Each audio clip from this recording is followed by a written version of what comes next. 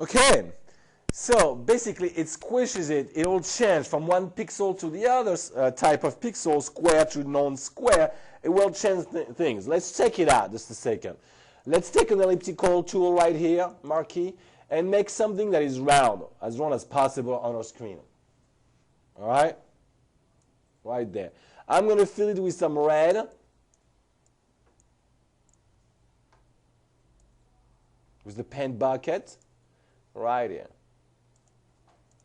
Now this is my actual, and this is not classic pixel art for the reason is that if I look close to it,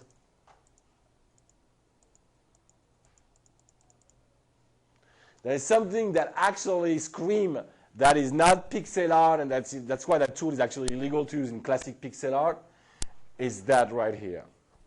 Those little semi-transparent pixels right there are actually blur to get your shape nice and rounded instead of being like jagged edges. All right, you guys? So, but we'll come back to that later on. We're just talking about now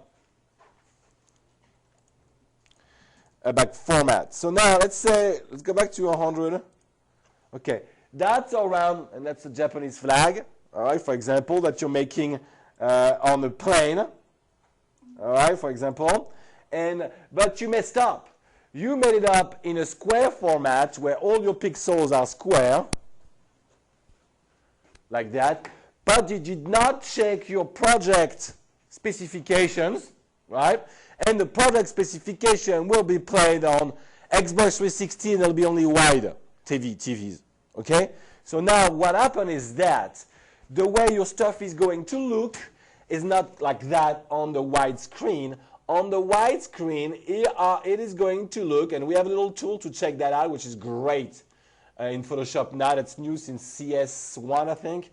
And you go to View, Pixel Aspect Ratio right here, and you can change that for an HDV wide format, for example. And look what happened. The Japanese flag is not so Japanese anymore. All right, you guys. That's the problem. So if you have wheels or flag or anything like that, or sun, anything that is round, and you make that error, you'll be in big trouble. Okay, so you have to be very careful with those things and understand very much so the specification of your actual engine.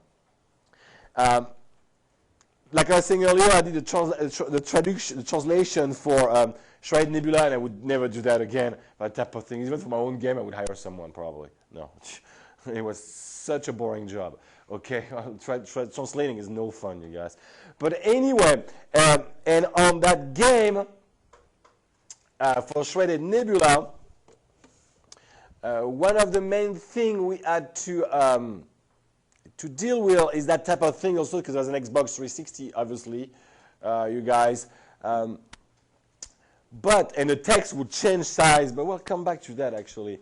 But my friend, when he was in the gentleman that actually produced that game, and that's where I was coming at, he loved to produce. He's a game producer, okay, you guys. He did a lot. He did Buffy the Vampire, a lot of producing games. And once, every time his dream was to really make video game in Japan, for like Nintendo and so forth. And he went there twice to produce game for them. And every time when he went there, the first time he's like super excited. He wants to start right away to get going and so forth. You know?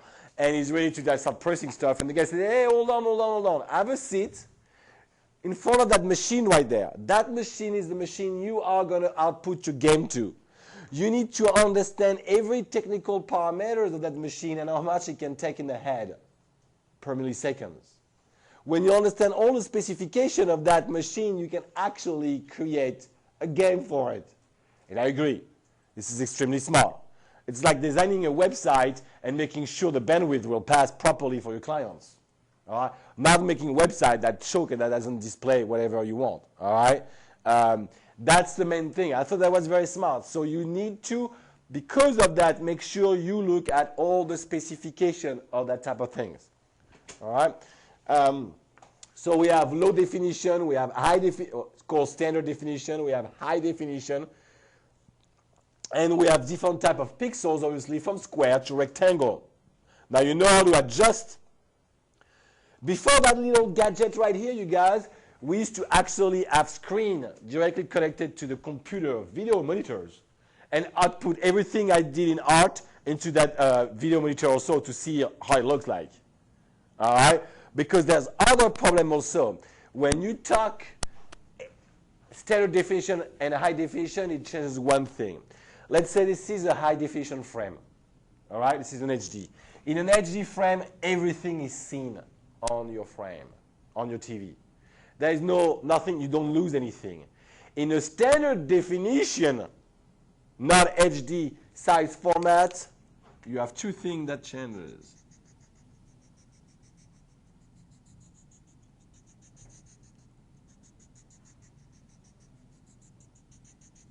I make them bigger than what they are so you can understand. You have first right here, it's called action safe. Right there. Everything that is not in a non-shaded rectangle, everything that is in that shaded little piece right there on the outside frame will not be seen if it's an action, if it's moving. All right? It's being cut by the TV, basically. Okay? Same thing right here. What's right there, the second part is even smaller. It's called title safe. Every title or letters that is not in that zone right here, that is in those zones right there, will not be seen properly on your TV. It's cut off. What does it bring to us? Why is it so important? As game makers, artist game makers.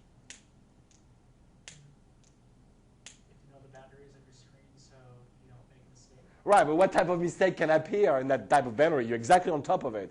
But what type of things usually on that part of the screen? Like the user interface. Exactly, the user interface. Thank you, guys. Basically, if you have the user interface right here on the corner, that works perfectly in HD and you can see it perfectly, well, your project might cut it off.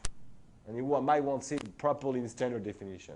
All right? So it's super important you understand all those things and you talk about and you look at the actual specification of the engine so you understand those things. Okay, you guys? That's it. Now, pixel base, we talked about it, you guys. And basically, long time ago, it was not possible to very much so do a good job with heavy art. So we basically had to create a special system in art to be able to display our art in a game, basically. So we did what they call now classic pixel art, which has no blur. All right, so it's got no anti-aliasing, basically, and we'll talk about it little by little, you guys. It uses only a certain amount of colors, all right? So it's a very small amount of colors, you guys, because, you know, it's just like that. It's lighter like that, so we compress stuff. And sometimes we use special softwares like the one, which one is it yours that you have? Oh, it's the thing you had. Oh, yeah, is that my promotion stuff? Yeah, the graphics. Oh, that's the graphics Gale stuff. Yeah, that one's a good one. That one's a good one. That's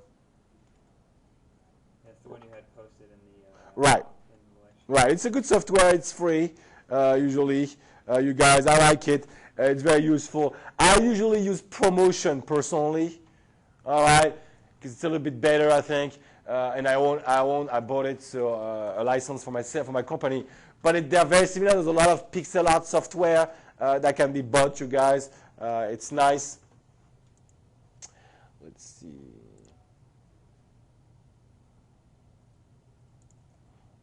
Did you find that on the course home? That's under week 2, W2 lecture, and you go down a little bit. At the bottom? Okay, yeah, cool. Not the very bottom, but it's right under where the Grim Reaper stuff is. I don't have it. Right there, go down. And then the link right there. Oh, yeah, the link. Oh, you went to the links. That's right. I thought it was put it in. Yeah, that's a good one. It's not bad, you guys. I like that software. The Grand Reaper, yeah. Cool. So let's get going a little bit. Now we understood all those type of differences. Let me stop the